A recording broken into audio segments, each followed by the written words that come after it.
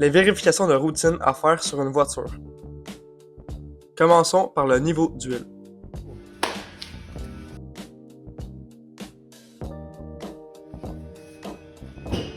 Je commence par ouvrir le capot de la voiture.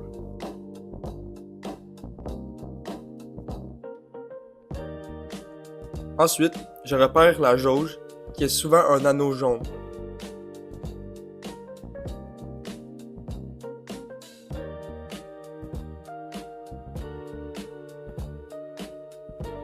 Je la retire tout en l'essuyant avec un linge ou un essuie-tout.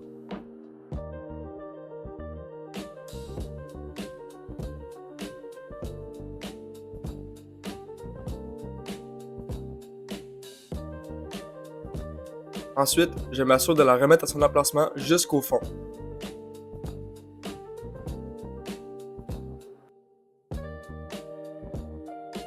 Je la retire à nouveau, mais cette fois sans l'essuyer.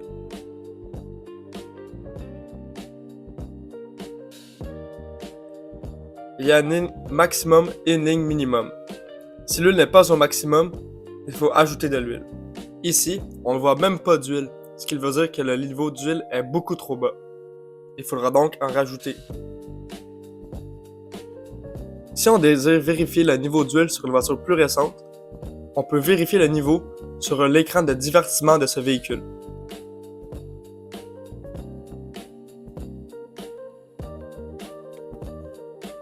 Ici, ça montre que le niveau d'huile est optimal.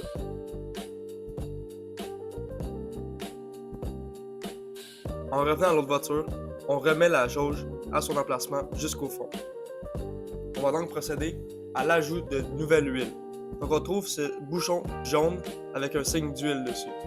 Ici, il est écrit 5W30, c'est le type d'huile à utiliser.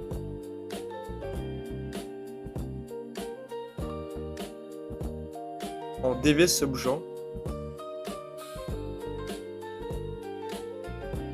et on place un entonnoir dedans.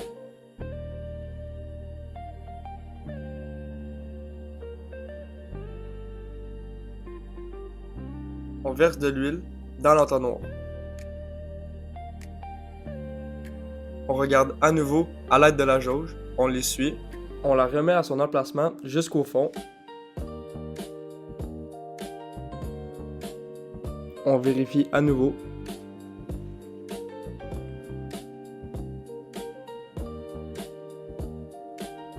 Et on ne voit toujours pas d'huile apparaître. Il faudra donc encore en rajouter. Et puisqu'on ne sait pas quelle quantité d'huile il manque, il faut y aller à l'œil, petit peu par petit peu, jusqu'à temps que le niveau souhaité soit atteint.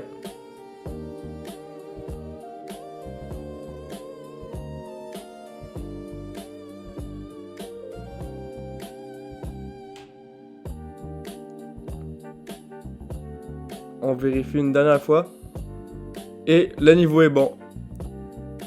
On voit de l'huile pile sur le maximum, ce qui est idéal.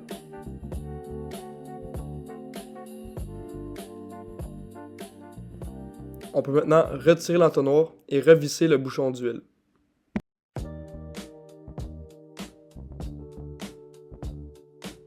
Vérifier le niveau du liquide de refroidissement. Il faut d'abord repérer le contenant de liquide de refroidissement. C'est souvent un bocal rond et transparent avec un indicateur de ne pas ouvrir à chaud, écrit Coolant dessus. Ici, on voit le maximum et le niveau de liquide de refroidissement. On voit bien qu'il en manque, il faudra donc en rajouter. Pour ça, je me suis servi de liquide de refroidissement qui était déjà à ma disposition. Alors j'ouvre le couvercle et je place un entonnoir dedans.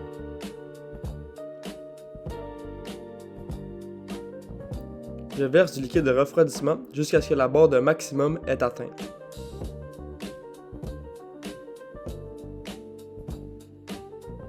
On voit que la barre est atteinte. On peut fermer le couvercle. Vérifier le niveau du liquide lave-glace. Repérez le bouchon avec un symbole de pare-brise dessus.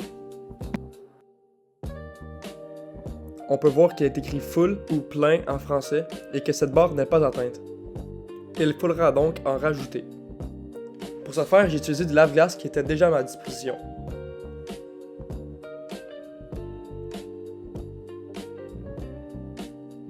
J'en ajoute doucement jusqu'à ce que la barre full ou maximum est atteinte.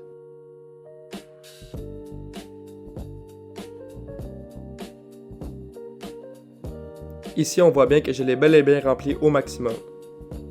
On referme le bouchon. Vérifiez le niveau du liquide de frein. Repérez le contenant de liquide à frein. Le bouchon varie grandement d'une voiture à l'autre, mais dans la plupart des cas, il est écrit Brake Fluid ou liquide à frein en français. Ici, on peut voir les deux limites, minimum et maximum, et on voit que le maximum n'est pas atteint. On va donc en rajouter avec du liquide pour frein que j'avais déjà à ma disposition. Je dévisse le bouchon et j'en ajoute doucement.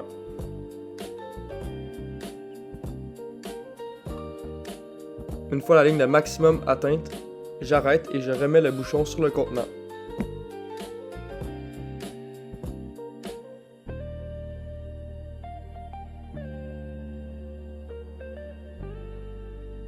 Ici, on peut très bien voir que le liquide de frein est rempli au maximum. Je peux enfin fermer le capot de la voiture. La dernière vérification est la pression des pneus. Ouvrez la portière du conducteur et repérez l'étiquette avec le tableau indiquant à quelle pression le pneu devrait être. Ici, on voit que les pneus avant doivent être à 32 PSI et les pneus arrière à 30 PSI. Je vais donc repérer la valve sur la circonférence des jantes. C'est une tige noire avec un capuchon noir. Je dévisse le capuchon et j'insère un manomètre pour prendre la pression des pneus. Ici, on voit que la pression est de moins de 32 PSI. Il faudra donc que je le gonfle avec un compresseur d'air.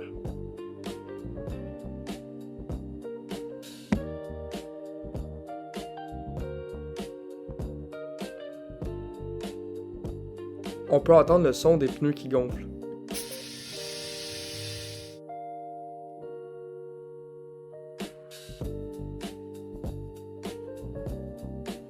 Je revérifie la pression avec le manomètre.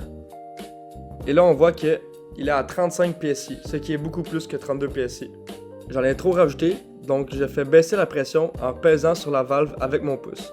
Je répète le même processus jusqu'à ce que la pression soit correcte. J'ai atteint 32 PSI, c'est parfait. Je remets le bouchon de la valve à son emplacement et je répète le processus pour chaque pneu de la voiture.